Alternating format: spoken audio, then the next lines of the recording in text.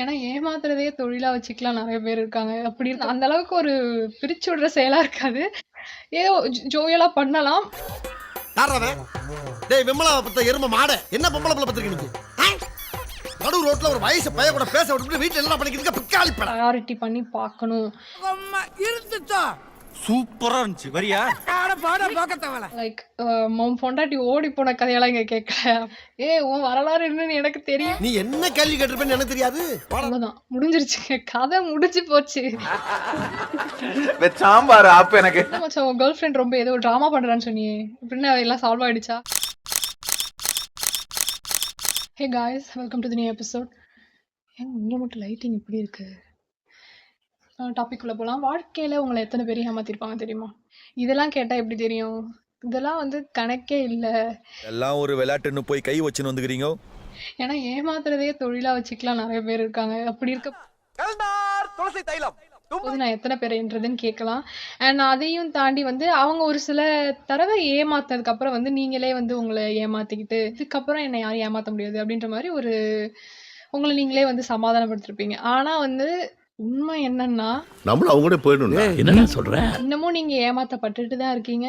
அதுலயும் வந்து உங்களுக்கே தெரியாம உங்களை ஏமாத்திட்டு தான் இருக்காங்க. இதுதான் இன்ட்ரெஸ்டிங்கான ஃபேக்ட். சொல்ல போனா இன்னும் ஏமாத்திட்டு இருக்காங்களா? அவன் சாதாரண ஜான்சன்ல ஜான்சன் அண்ட் ஜான்சன் கம்பெனிக்கே எம்டி. அவங்களுடைய பவுடர் டப்பால ஒரு குழந்தை படம் வருமே, அது யாருன்னு தெரியுமா? அவன் தான் ஃப்ரெண்டா? அந்த குழந்தையே நான் தான். இன்னும் போக கொஞ்சம் டீட்டெயிலாக பேசலாம். அண்ட் இது வந்து என்னமோ ஒரு பெரிய ட்ரெடிஷன் மாதிரி வந்து காலகாலமாக இதை தான் பண்ணிட்டு இருப்பாங்க. இதை வந்து ஒரு குறிப்பிட்ட சில பேர் வந்து கொஞ்சம் ஈஸியாக வந்து அதை கண்டுபிடிச்சிருவாங்க. பட் நிறைய பேர் அதை கண்டுபிடிக்க மாட்டாங்க. யார நம்பர்னே தெரியல தாசனா. சனி எப்படி பண்ணிட்டான்? புரிஞ்சிக்காதனாலேயே வந்து இந்த நிறைய தடவை இந்த கிளேஸ்லாம் வந்து நிறைய பேர் உங்க மேலே யூஸ் பண்ணுவாங்க. இதை நீங்கள் நிறைய தடவை நோட்டீஸ் பண்ணியிருப்பீங்களா தெரியாது. பட் நடந்துட்டு இருக்கு, இன்னும் மேலும் நடக்கும். அதாவது வந்து கொஞ்சம் அவேர்னஸாக இல்லை அப்படின்னா இந்த 2 கிளேஸை பற்றி நான் வந்து இந்த வீடியோவில் நான் டீட்டெயிலாக சொல்கிறேன். அதாவது இந்த 2 கிளேஸ் டெக்னிக் தான் வந்து நம்ம அதிகமாக வந்து அந்த கிளேஸ்னால் அதிகமாக பாதிக்கப்பட்டிருக்கலாம். இல்லை நம்ம இந்த கிளேஸை நிறைய பேருக்கு யூஸ் பண்ணியிருக்கலாம். ஸோ அதனால் கொஞ்சம் ஒரு வருமுன் காப்போம் மாதிரி கொஞ்சம் முன்னெச்சரிக்கையாக ப்ரோஆக்டிவாக இருக்கலாமேன்றதுக்காக நான் அந்த ஒரு விஷயம்லாம் வந்து நிறையா அடிப்பட்டவங்க கிட்ட கேட்டு தெரிஞ்சுக்கிட்டு இது இருக்கணும். இதுன்னா நல்லா வீரம் இருக்கணும் முதலாளி. அது பேர்ல மட்டும் தான் இருக்கு, பாடியில எதிர்பார்க்காத. கான்வர்சேஷன் பில்ட் பண்ணி நான் இதை வந்து முடிஞ்ச வரைக்கும் ஓகே கரெக்டாக ஃபிக்ஸ் பண்ணி வச்சுருக்கேன். இதை வந்து 2 ஓஸ்னு சொல்லலாம். ஒன்று வந்து அப்சர்வர், இன்னொன்று ஆக்குபயர்ஸ். அண்ட் இதை வந்து நான் கொஞ்சம் டீட்டெயிலாக சொல்கிறேன். அதுக்கு முன்னாடி வந்து கிளேஸ் அப்படின்றது வந்து எப்படி சிம்பிளாக சொல்லணும்னா வந்து வினு சக்கரவர்த்தி இருக்கார் இல்லையா, சுந்தரா டிராவல்ஸ் நினைக்கிறேன். ஸோ அதில் வந்து அவர் சொல்லியிருப்பாரு, எங்கள் மதிப்புக்குரிய குருநாதர் வீரப்பன் சார் த கிரேட். பாத்தீங்களாப்பா, டிவியை சாக்கா வச்சு எனக்கு சோப் போடுறானுங்க. அந்த சோப் போடுறது தான் வந்து கிளேஸ். சொல்ல போனால் சிம்பிளாக சொல்லணும்னா அந்த கிளேஸை வந்து எப்படி கண்டுபிடிக்கிறதுனா பார்க்கலாம். ஸோ ஃபர்ஸ்ட் வந்து அப்சர்வர்ஸ். நான் அப்சர்வர்ஸ் சொன்னேன். ஸோ அப்சர்வர்ஸ் வந்து பொதுவாக வந்து நீங்கள் என்ன சொல்கிறீங்களோ என்ன சொல்ல வரீங்களோ வந்து எல்லாத்தையுமே கேட்பாங்க. அதாவது எல்லாத்தையுமே. அண்ட் இது வந்து நீங்கள் நினைக்கலாம், என்னடா எல்லாமே கேட்குறாங்களா, அப்போ நமக்கு கொஞ்சம் மைண்ட் ஃப்ரீ ஆகும், ரிலீஃபாக இருக்கும், பெட்டராக ஃபீல் பண்ணுவோம். ஓகே காசை கொண்டு வந்துட்டியா அப்படின்னா இல்லை, அந்த மாதிரி நீங்கள் ஃபீல் பண்ணுறதுனா வந்து அதை ஒரு 12-13% ஆனால் வந்து ஒரு சிலவங்க கிட்ட நீங்கள் எதிர்பார்க்கலாம். அப்போ 12-13% மீதி இருக்காங்களா அப்படின்னா இருக்காங்க. அவங்கள தான் வந்து நம்ம ஆப்ரேட்டட் மைண்டட் அப்சர்வர்ஸ்னு சொல்கிறோம். அண்ட் அதாவது ஃபர்ஸ்ட்டு நான் இந்த ஓப்பன் ஹார்ட்டடை பற்றி பேசிடுறேன். ஓப்பன் ஹார்ட்டட் கிட்ட நீங்கள் வந்து எவ்வளோ சொன்னாலுமே சரி, என்னென்ன உங்கள் இன்டிமேசியாக இருக்கலாம், உங்கள் வீக்னஸாக இருக்கலாம், அண்ட் உங்கள் பாஸ்ட் லைஃப்பை பற்றி நீங்கள் சொல்கிறீங்க அந்த ஓப்பன் ஹார்ட்டட் அப்சர்வர் கிட்ட அப்படின்னா அந்த ஒரு விஷயம் வந்து நாளைக்கு உங்களை வந்து ஒரு இடத்துல அடிக்கிறதுக்கோ, உங்களை கீழே தள்ளுறதுக்கோ, அண்ட் உங்களை டீக்ரேட் பண்ணுறதுக்கு அவங்க யூஸ் பண்ண மாட்டாங்கன்ற ஒரு ட்ரஸ்ட் இருக்கும். அவங்க தான் வந்து ஓப்பன் ஹார்ட்டட் அப்சர்வர்ஸ். இதை வந்து உங்களோட க்ளோஸ் ஃப்ரெண்ட்ஸாக இருக்கலாம். இந்த குரலை தான் ராத்திரி முழுக்க பாட வச்சு கேட்பீங்களா எம்டி சார்? இவங்க கிட்ட அந்த அளவுக்கு இப்போ ஏன் இவங்களை பற்றி சொல்லணும்னா, ஏன்னா இவங்களுக்கு ஆப்போசிட் தான் அந்த ஆப்ரேட்டட் மைண்ட் அப்சர்வர்ஸ். அதுக்கும் பேசா இருக்கே, என்ன புஷ்பாஞ்சலி பண்ணேன்னா நினைச்சவளே வருவா. இந்த ஆப்ரேட்டட் மைண்டட் அப்சர்வர்ஸை பற்றி தான் இந்த வீடியோலேயே நான் கொஞ்சம் டீட்டெயிலாக பேசணும். ஆப்ரேட்டட் மைண்டட் அப்சர்வர்ஸ் கிட்ட நீங்கள் என்ன எதிர்பார்க்கலாம்னா அதே மாதிரி தான் நான் அப்சர்வர்ஸ்னு சொன்னேன் இல்லையா. ஃபர்ஸ்ட்டு நீங்கள் என்ன சொல்கிறீங்களோ என்ன சொல்ல வரீங்களோ எல்லாமே கேட்பாங்க. ஆனால் கொஞ்சம் ஒரு திருத்தம் என்ன அப்படின்னா வந்து அவங்களுக்கு ஒரு டார்கெட் ஒண்ணு இருக்கும். என்னன்னா வந்து இப்ப நீங்க ஏதோ ஒரு விஷயத்த சொல்லக்கூடாதுன்னு நினைப்பீங்க.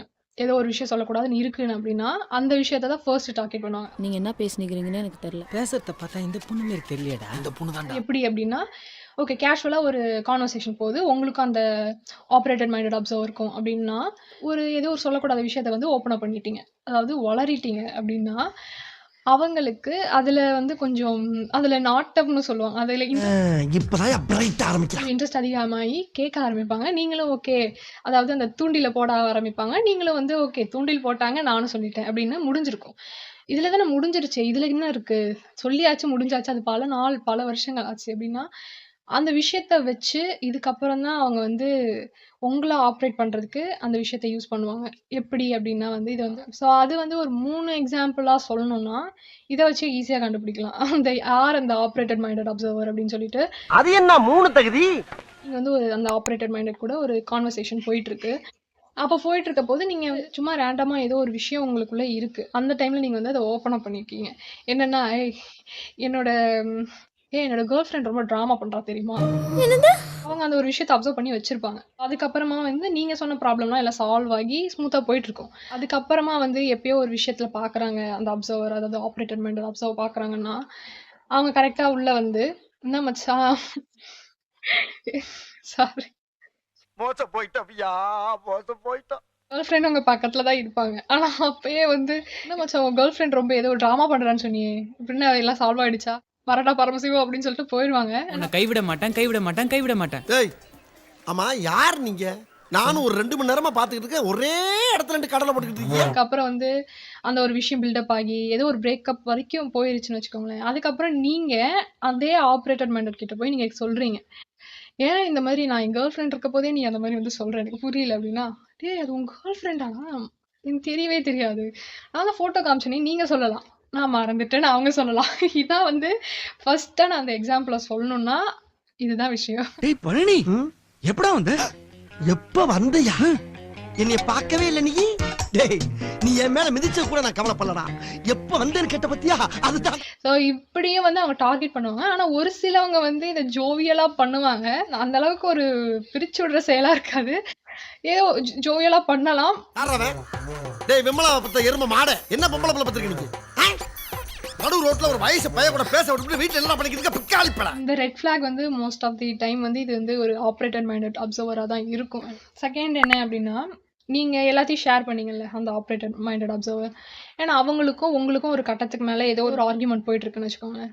அந்த டைம்ல வந்து அந்த ஆர்கியூமெண்ட் வந்து ரொம்ப பெருசா வந்து போயிட்டு இருக்கு, பில்டப் ஆயிட்டு இருக்கு அப்படின்னா, அண்ட் அவங்க கரெக்டா வந்து உங்களை டவுன் பண்றதுக்கா இருக்கலாம், இல்ல உங்க வாயை அடைக்கிறதுக்கா இருக்கலாம். இதுக்காக வந்து அந்த ஆப்பரேட்டட் மைண்டட் அந்த விஷயம் நீங்க சொன்ன விஷயத்த வச்சு உங்களை வந்து வாயடிப்பாங்க. எப்படின்னா வந்து உன் வரலாறு என்னன்னு எனக்கு தெரியும். நீ என்ன கேள்வி கேட்டிருப்பேன்னு எனக்கு தெரியாது. வாடா நம்ம 2 பேரும் சேர்ந்து ஊரை விட்டு ஓடி போய் கெட்டு நாசமா போய் சீரழிவா. நடந்தது என்ன குற்றம்? ஹிஸ்டரி ஜியோகிராஃபிலாம் எனக்கு என்னன்னு தெரியும். ஸோ நீலாம் வந்து என்ன வந்து கேட்கக்கூடாது, அட்வைஸ் பண்ணக்கூடாதுன்ற மாதிரி வரும். அந்த நீங்க சொன்ன மேட்டரை வச்சு கரெக்டா காய் நகர்த்தி அடிக்கிறது. ஸோ இதுல கொஞ்சம் பார்த்துருந்துக்கோங்க. நமக்கு பிடிச்சவங்க ஒரு தடவை ஏதோ ஒரு கோவத்திலேயோ ஏதோ ஒரு விஷயத்துல வந்து நம்மள அந்த டைம்ல சொல்லிட்டு அப்புறமா சாரி சொல்றது வேற. இதுவே வந்து அந்த ஆப்பரேட்டட் மைண்டட் ஒவ்வொரு தடவையும் அந்த விஷயத்தை வச்சு நம்மள டவுன் பண்றது வேற. ஸோ அந்த டிஃப்ரென்ஸ் மட்டும் கொஞ்சம் புரிஞ்சுக்கோங்க. ஏன்னா எல்லாமே வந்து மாதிரி இருக்கும். ஆனா கொஞ்சம் நம்ம தான் வந்து ஐடென்டிஃபை பண்ணி கொஞ்சம் கண்டுபிடிக்கணும். ராஜா காலிங் ராஜு, சோ மாமனார காலிங் மாமு. நீங்க இப்ப ஏதோ ஒரு இடத்துல ஒரு என்வாயன்மெண்ட்ல இருக்கீங்க. ஒரு செட் ஆஃப் பீப்பிள், அதாவது உங்க கொலீக்ஸா இருக்கலாம், உங்க ஃப்ரெண்ட்ஸா இருக்கலாம்.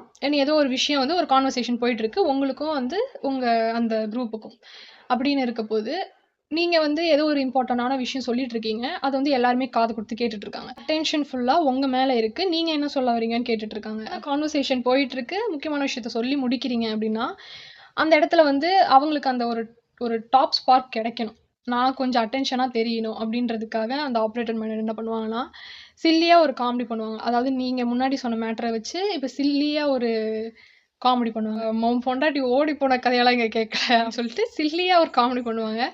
அந்த ஒரு டைம்ல வந்து சொன்னல மாப்பிள்ள உசார் பண்ணிட்டு சொன்னேன். போய் யாராவே உங்களை புள்ளி பண்ணி டவுன் பண்றது மூலியமா அவங்களுக்கு அந்த டாப் ஸ்பார்க் கிடைக்குது. இது மூலியமா நீங்க எவ்வளவு அவமானப்பட்டாலும் சரி, கஷ்டப்பட்டாலும் சரி, அவங்களுக்கு வந்து அதெல்லாம் கவலை கிடையாது. எனக்கு நான் வந்து கொஞ்சம் டாப் ஸ்பார்க்கா இங்க தெரியணும். அவ்வளவுதான் வந்து அவங்களோட சைடு. இந்த 3வதா சொன்ன விஷயம் வந்து நெறைய நம்ம சின்ன வயசுலேருந்து இந்த படத்துலலாம் நெறையா பார்த்துருப்போம். லைக் இந்த அதாவது நம்ம ஹீரோ இருப்பாரு, காமெடியன் இருப்பாரு. பட் அந்த ஹீரோ வந்து அங்க டாப் ஸ்பார்க்கா தெரியணுன்றதுக்காக காமெடியன வந்து புல்லி பண்ணியோ, டவுன் பண்ணியோ வந்து அவர் கொஞ்சம் டாப் ஸ்பார்க்கா இருப்பாரு. அதாவது இவர டவுன் பண்றது மூலியமா. ஸோ இது வந்து அந்த டைம்ல வந்து இந்த சைக்காலஜி வந்து நம்மளுக்கு தெரியாது. நம்ம சிரிச்சிருப்போம். இன்னமுமே நம்ம சிரிச்சுட்டு தான் இருக்கோம். அதோட டீப்பான அர்த்தம் என்னன்னா இதுதான். அதாவது அதே ஃப்ரெண்டோ, பார்ட்னரோ நீங்க பெர்சனலா வந்து இந்த புல்லி பண்றதோ, காமெடி பண்ணிக்கிறதோ வந்து அது வந்து வேற. பட்டுக்குட்டி ஒரு செட் ஆஃப் பீப்பிளோ, குரூப்க்கோ, ஒரு தேர்ட் பெர்சனுக்கு முன்னாடியோ வந்து உங்க பார்ட்னரையோ, ஃப்ரெண்டையோ வந்து புல்லி பண்றதையோ, டவுன் பண்றதோ வந்து ஐ திங்க் ஆப்ரேட்டட் மைண்டட் தான் சொல்ல முடியும். ஏன்னா வந்து இந்த ரிலேஷன்ஷிப்ல ஒரு நல்ல ரெஸ்பெக்ட்டும், நல்ல ஒரு கேர், அவங்கள பத்தின ஒரு கன்சர்னும் இருந்துச்சுன்னா நம்ம அதெல்லாம் பண்ண மாட்டோம். அப்படி இல்லாதனால தான் வந்து மத்தவங்க முன்னாடி புல்லி பண்ணி இவங்கள டவுன் பண்றதெல்லாம் இருக்கும். நம்மளுக்கு அந்த படத்து மூலியமா சொல்ல வந்த சைக்காலஜி. ஆனா நம்ம அத புரிஞ்சுக்காம இன்னமுமே சிரிச்சுட்டு தான் இருக்கோம். ஸோ நெறையா படத்துலலாம் அந்த மாதிரி நமக்கே தெரியாம நெறைய டீப் சைக்காலஜிலாம் இருக்கு. ஸோ அத வந்து நல்லா கொஞ்சம் கேதர் அப் பண்ணி பாருங்க. அதெல்லாம் நெறைய புரியும். இதெல்லாம் தெரிஞ்சிருச்சு. நான் இதுலேருந்து எப்படி தப்பிக்கிறதுனா, நீங்க எமோஷனலா நான் ரொம்ப சென்சிட்டிவ், வல்னரபிள் அப்படின்னா அவாய்ட் பண்றது நல்லது. அறவே தவிர்க்கவும். ஆரம்பத்துல வலிக்கதான் செய்யும். லவர்ஸ்ல இப்போ ஆக்குபை பேசுறவங்கள பத்தி பேசலாம். நேச்சுரலாவே ரொம்ப சூப்பரான காய்ஸ். ஏன்னா அவ்வளோ சூப்பரான்னு கேட்டா ஆமா. ஏன்னா அவங்க வந்து சொல்ல மட்டும் தான் செய்வாங்க. தட் மீன்ஸ் அவங்க சொல்றத கேட்குற உங்க சைட்ல இருந்து எந்த ஒரு விஷயத்தையும் எக்ஸ்பெக்ட் பண்ண மாட்டாங்க. அதாவது வந்து உங்க அட்வைஸா இருக்கலாம். இல்ல அவங்க சொன்ன விஷயத்துக்கு நீங்க நினைக்கிற ஒரு கருத்தா இருக்கலாம். எதையுமே எக்ஸ்பெக்ட் பண்ண மாட்டாங்க. எக்ஸ்பெக்ட் பண்றத தவிர்த்து அவங்களுக்கு அதெல்லாம் தேவையே கிடையாது. அவங்களுக்கு ஒரு விஷயம் என்ன அப்படின்னா, அவங்க விஷயத்தையோ, ஏதோ ஒரு விஷயம் அவங்களுக்குள்ள போயிட்டுருக்கு.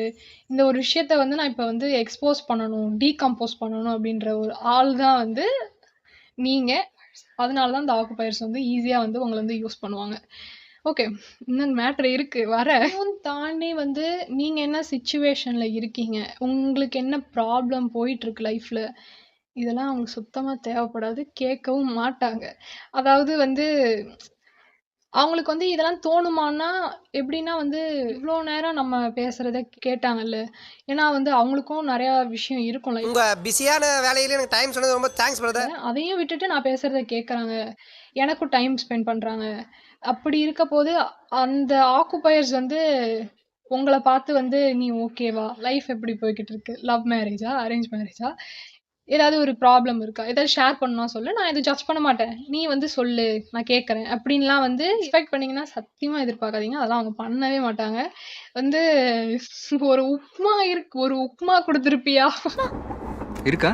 இல்ல எப்போ சாப்பிட்டாச்சு. அவங்க சொல்றத நீங்க கேட்குறீங்க.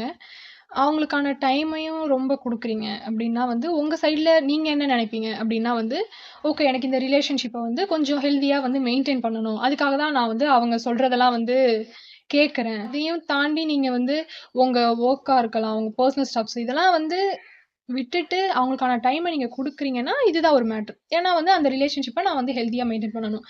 நீங்க உங்க சைடு இப்படிதான் இருக்கும். ஆனா நீங்க இப்படிதான் நினைப்பீங்க. அதே தான் வந்து அந்த சைட்ல இப்படிதான் நினைப்பாங்களான்னா இல்ல. அத ஃபர்ஸ்ட்டு புரிஞ்சுக்கோங்க. இவ்ளோ நேரம் நான் சொல்றத கேட்குறாங்க. ஓ! வெட்டியா இருக்காங்க போல. அவ்வளோதான். முடிஞ்சிருச்சுங்க. கதை முடிஞ்சு போச்சு. சாம்பார் ஆப்பு எனக்கு.